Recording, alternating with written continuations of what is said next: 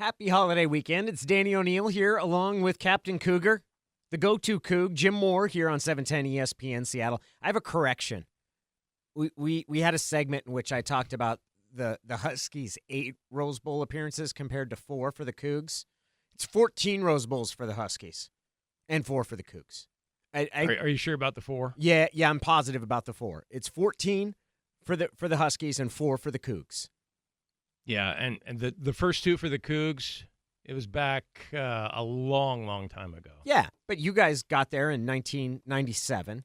That was it. The 97 season, the 2002 season, yeah, we got there. We played Michigan and lost. We needed a few more seconds. And I think in today's game, if they had replays the way they do now, that we would have gotten those extra seconds. Now, I want to ask, what's your favorite Apple Cup memory? Boy, my favorite, going back all time. Well, it has to be the 97 Apple Cup. I always feel bad mentioning that one, though. Why? Well, because it was probably Brock Heward's least favorite. Oh, because he got picked Apple 5 Cup times? memory.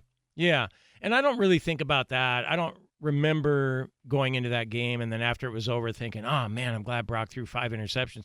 I just felt like we had the better team going into that game, but I do remember that we were 7-point underdogs, and I went to the game that day thinking, okay, I see why we're underdogs. We're playing at Husky Stadium, but no, the 97 game, you win that one, and that was what got us into the Rose Bowl, ending the 63-year drought where we hadn't been to Pasadena. So it's been every Cougs' dream, really, ever since I can remember, to go to one Rose Bowl in your lifetime, and that was it. Finally did it. Finally made it. So, and I know we lost to Michigan, but it was just so special being there, and the 97 Apple Cup is what made it happen. Now, going back to that day, because I thought it was pretty clear-cut that if the Cougs won, they went to the Rose Bowl, and if the Huskies won, they would not. But you needed it wasn't even that clear-cut because you needed a specific result in the UCLA-USC game.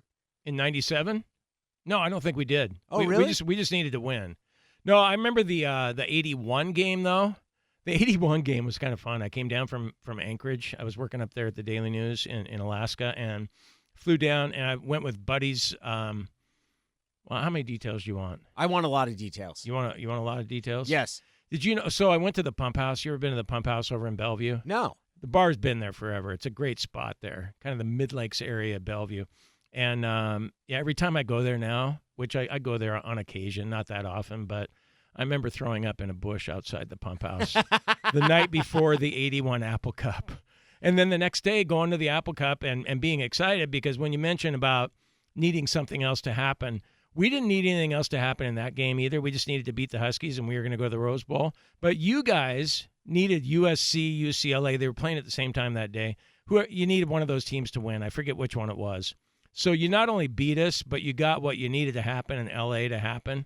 So you ended up going to the Rose Bowl, and we ended up losing. The other thing I remember about that game, well, 2 things. We didn't have tickets, and we snuck in, and we pretended we were concessionaires, and we checked in like we were guys coming to sell Coke or peanuts or whatever, and we just saw the sheet and signed our names, and we got in. The only bad part of that was there were 4 of us, and we got separated because it was so crowded that day, so 2 of us went on one side of the stadium and 2 went on the other side. And I was with the guy, we didn't have booze, and the other 2 guys did, and so we had to watch the game sober, which was, took away some of the fun of it. And then Paul Scansey took away some of the fun of it, too, because I remember him catching a touchdown pass just before halftime, and we ended up losing the game. Couple questions. So that is one of 3. That 81 Apple Cup is one of 3 Apple Cups where it's been a winner-take-all scenario. And I didn't realize the Huskies needed a specific result where the winner would end up going to the Rose Bowl or to the championship game. Mm-hmm. The other 2 is 2016 and then this one where the winner wins the North Division and then will go and play for the Pac-12 championship against Utah. You had a business plan going there. You snuck in as a concessionaire. Did you think about picking up some peanuts and making some quick cash? No, we were just excited to get in. It was a really tough ticket that day. You couldn't get one. We would have bought them. We brought money. I don't know. I mean, we would have, paid scalping prices, but yeah, we just we were creative in our way to get in. We were looking around. We were bound and determined to get in. I flew down from Alaska. I wasn't not going to go to the game. Yeah, especially after throwing up in the bushes outside the Pump House the night before. Yeah. You get up that early to come to the game the next day, you're not going to be denied there. Where does is it the 1976 Apple Cup? Where does that rank in your list of memorable The 75 Apple Cup. The 75. It ranks, it ranks pretty high as far as me remembering it, but pretty low as far as the outcome of the game. Because that was the game we were ahead 27-14, and we were driving for another touchdown to rub your noses in it. And I was hoping, and it was raining, and my buddies were drunk, and I wasn't. I was all bummed out because that was when Al Burleson had the interception, and then Warren Moon had it was a ricochet ball that he threw deep to Spider Gaines. Spider Gaines. You guys won 28-27, Danny. So I was 1 year old when that happened.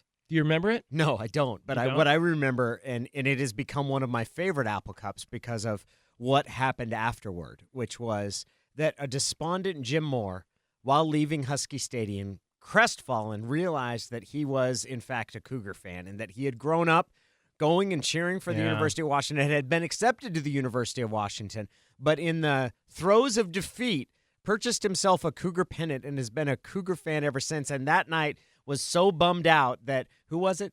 Mary Newmeyer. Mary Newmeyer. Sammamish High School. We used to make out there at the Crossroads Cinema back there by the popcorn bags. Yes.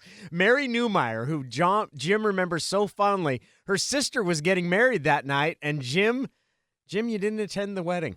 Didn't attend the wedding, didn't call, didn't do anything. I was just so bummed out about the Cougs losing that I went directly to bed. I'd driven... Well, the night before, I was at the billiard den over in Moscow, and we had a good time, and so we drove that night back home to Seattle. So we left Pullman around 1 or 2 in the morning, and so I was tired. You were tired, and Yeah. you immediately went to bed without calling lovely Mary Newmeyer, despite the many fun evenings that you had outside and near the popcorn machine. And when Mary called and finally got in touch with you, did you explain to her what had happened? I did. I remember she said, "What happened? Where were you? You were supposed to be at the wedding last night." I said, "Yeah, I know." I go, "Well, did you hear what happened with me?" And she goes, "No, what?" And I go, "Well, the Cougars lost."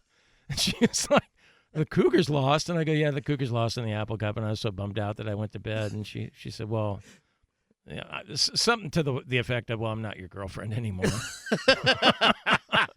Can you imagine missing out on a chance to potentially spend the rest of your life with me? I mean, honestly. I saw her years later. She was a flight attendant on the Sonics plane. Yeah. And she seemed to be doing okay. Yeah, she seemed to have... without me in her life. She seemed to have rebounded from the heartbreak. I would say this, that she would have probably had to get used to, if things had worked out with you guys, many more Cougar losses in the future that left you despondent where you just went to bed. I got another quick story about that. So I went on to marry a girl from Interlake, and she's cool, and we're divorced, but we get along really well to this day. I mean, she and I have a good relationship. But there was a time in my 20s where we used to watch every single Cougar game. We lived up on the plateau. Why am I to get a kick out of this? As back in the day, I actually did live on the plateau. And we had a hot tub, and we'd watch Cougar. I'd take the TV out on the deck, and we'd watch all the Cougar games out there. And typically we were getting drunk. We were in our 20s. I mean, we were getting hammered and watching the Cougs. It was just what you did. And I always felt like you needed to drink to watch a Cougar game. And I've kind of tamed down on that a little bit. Like when I go to the Apple Cup this year, I'm going to be driving down from Coeur d'Alene, and I'm not going to get hammered because I got to drive back to Coeur d'Alene. I've got kids, and I'm 61, so I've kind of dialed it down. But back then, I didn't dial it down at all. So one day, finally, I think my wife had enough, and I remember standing in the kitchen, and she was looking at me, and I was looking at her, and I probably, had eyes that were red and everything, and she goes, "You know what, Jim? I'm so sick of you and your effing Cougs."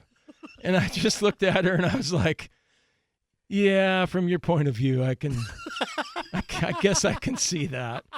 And it really hit home because she hardly used that word, and so for her to use that word, she was just pretty upset. She was cool, but she was a little more shy and timid than me. Go Cougs. Yeah, go Cougs. What does this Apple Cup mean for you guys? Well, I'm just so sick of losing to you guys, that, for one thing. And it just means we'd finally get to go to the Pac-12 North Championship. I talk about the Rose Bowl and how it'd been so many years. I'd like to play in that game. I'd like to play in the Pac-12 Championship game and see what that's all about. And then to have a chance to go to the Rose Bowl or a chance to maybe play Alabama, either one. And the best part about it is the whole season has been totally unexpected. I thought we might go 5-7. John Wilner from the Mercury News, he had us going 3-9. So to go from no expectations to this, it'd be pretty cool if we can pull it off. And we do have a bet on this game. And the loser will have to read on the air something written by the other. Correct. We will You can't change anything. We will write a script, and you can't insert any snide asides. Like, you've got to read it as written. So I will say this. Best of luck to your Cougs in the Apple Cup, Jim. I know it's going to be a good game. Thank you, Danny. I've already started writing, by the way. Yeah, I don't know if that's advisable given how the past 5 have gone. Have you learned nothing from history? You know what else I'm doing? I'm looking at airfare for going for the championship game. For the championship game down in San Francisco? I'm checking out airfares already. Yep, okay. Pride cometh before the fall. Get the most out of Apple Cup coverage over Thanksgiving weekend right here on 710 ESPN Seattle.